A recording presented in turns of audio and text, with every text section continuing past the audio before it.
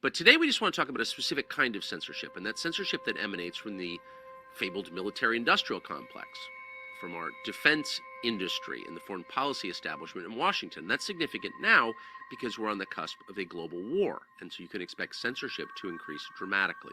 Today, February the 23rd, 2024.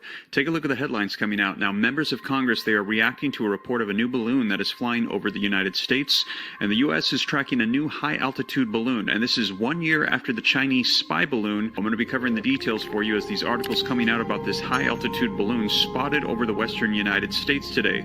Now, this comes as we just received just a couple days ago a warning from the FBI director saying that the Chinese cyber attacks on the U.S. infrastructure systems is now at unprecedented scales. Christopher Wray had warned that the pre-positioned malware could be triggered to disrupt critical systems in the United States. As I mentioned, warnings coming out in just the past couple days. FBI warns of unprecedented increase in Chinese cyber attacks on the United States. We originally had heard that maybe 24 infrastructure systems in the U.S. had been compromised. Now we're hearing it is multiple times more than that. And just yesterday, AT&T had a major outage. They are saying it was not a cyber attack. However, experts saying that if it was in fact a cyber attack, that AT&T likely wouldn't even tell us, given their history of being hit with cyber attacks and not reporting on it. And warnings coming out from Congress. Marco Rubio warns that the Chinese cyber attack will be 100 times worse than the AT&T outage. It's going to be your power, it's going to be your water, it's going to be your bank accounts, he said.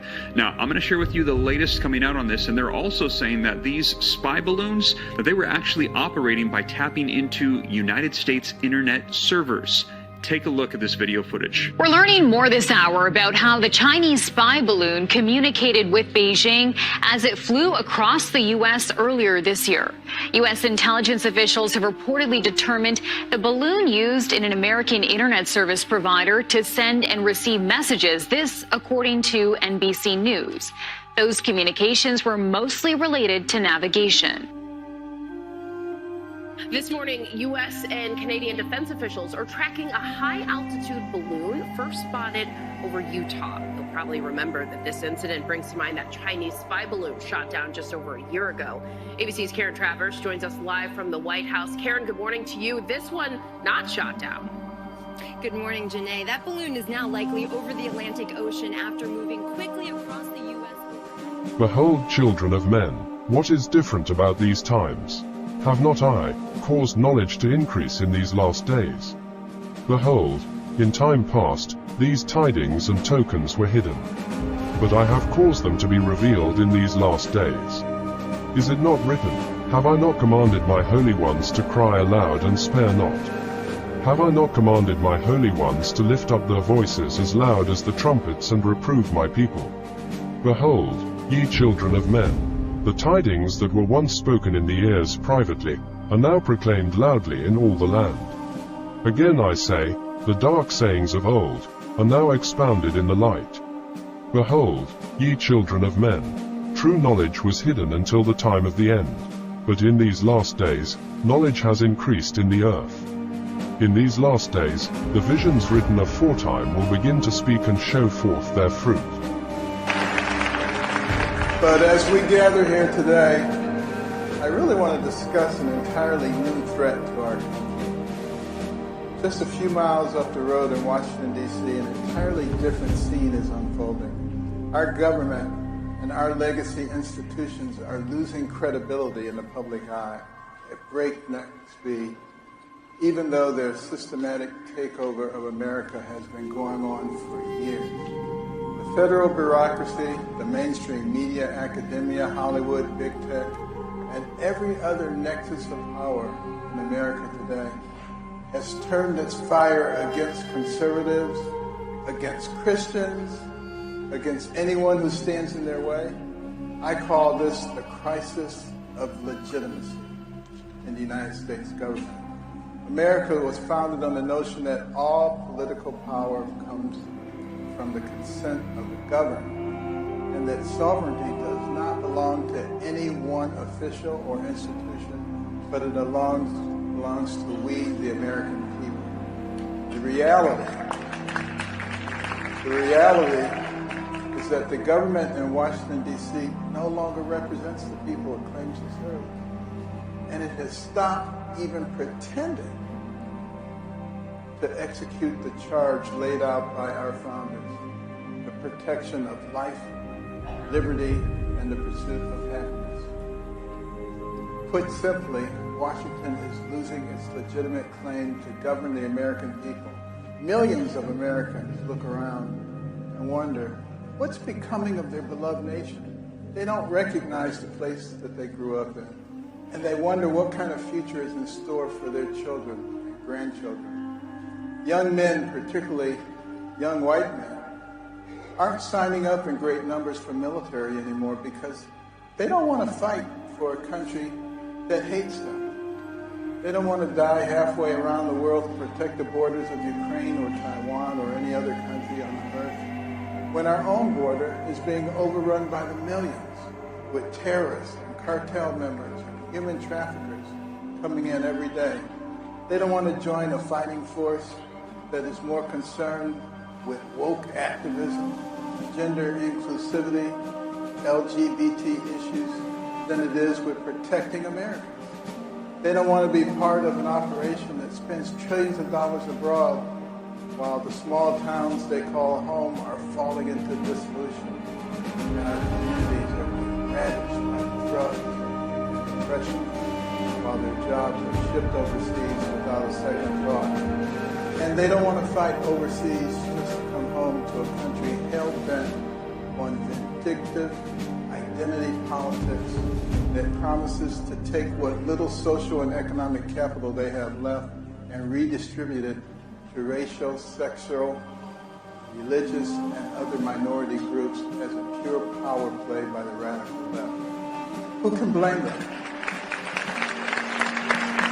And how long can a country last in that way?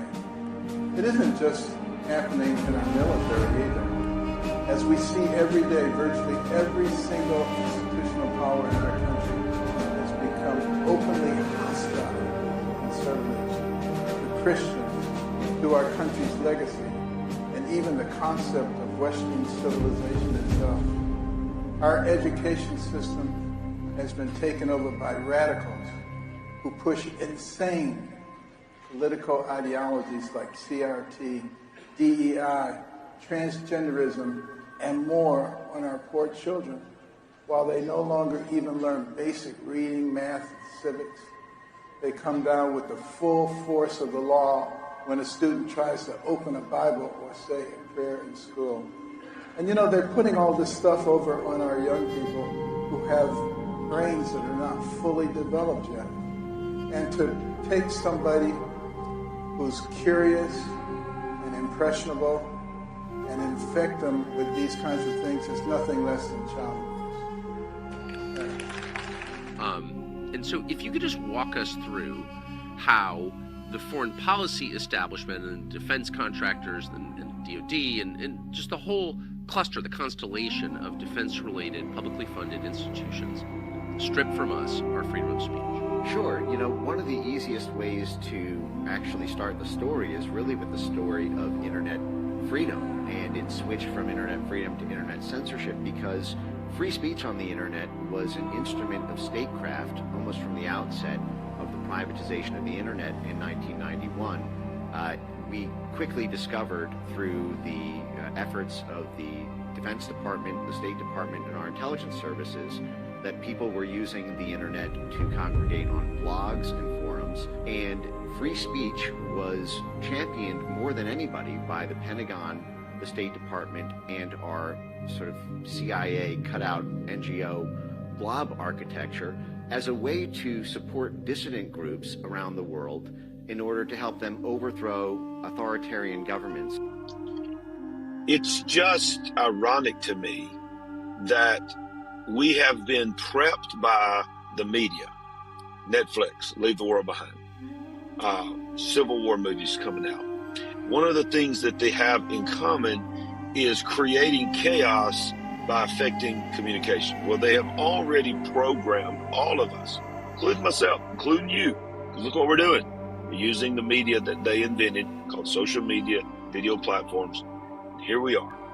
Here we are connected to that phone, connected to media, connected That's how we get all our information. That's how we check on our kids. That's how we check on our spouses. That's, our money is, we're paying for things with our phones. We're with our watches, with our phones. We're, all of our news comes in that way. Behold, children of men, knowledge has increased in these last days. People have begun to run to and fro in the earth. All technologies and sciences have increased in these last days. People have now begun to use the internet and social media to congregate in righteousness and to congregate in wickedness. But again I say unto you, the wicked shall do wickedly, and none of the wicked shall understand. I will prove and reprove the wise in these last days, and the wise, yea, the wise, shall understand. Mouth speaking great things. Mouth speaking great things. Mouth speaking great things. We are. Mouth speaking great things. Mouth speaking great things. Mouth speaking great things. Mouth speaking great things. We are. Mouth speaking great things.